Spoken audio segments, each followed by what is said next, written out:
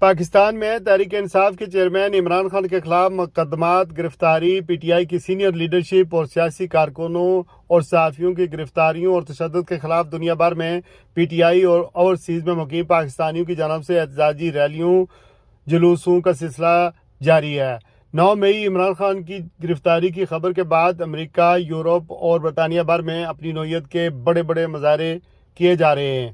London میں سب سے بڑے مظاہرے even field house, Mian Nawaz Sharif کی رہائش گاہ کے باہر ہوئے، جبکہ پاکستان ہائی کمیشن لندن کے علاوہ وزیر اعظم رشی سونک کی سرکاری رہائش گاہ 10 ڈاؤننگ اسٹریٹ کے باہر مظاہرے کیے گئے۔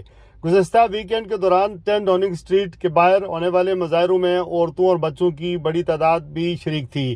مظاہرین کے درمیان انسانی حقوق کے نمائندوں نے بھی شرکت کی۔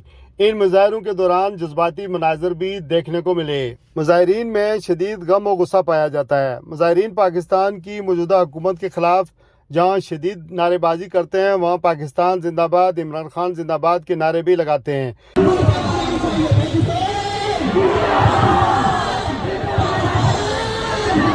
یاد رہے کہ عمران خان کی ویسٹ کے ممالک میں کرکٹ کی وجہ سے جو عالمی شہرت ہے، اس سے انہیں مغربی میڈیا نمایاں طور پر کوریج دیتا ہے۔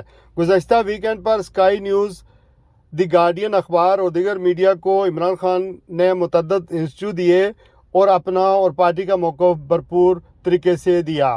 عمران خان نے اسکائی نیوز کو 9 مئی کو ہونے والے متشدد کارروائیوں کی بھرپور مذمت کی۔ یاد رہے کہ پاکستان سے باہر ہونے والے پی ٹی آئی کے جتنے بھی مظاہرے ہوتے ہیں وہ پرامن ہوتے ہیں۔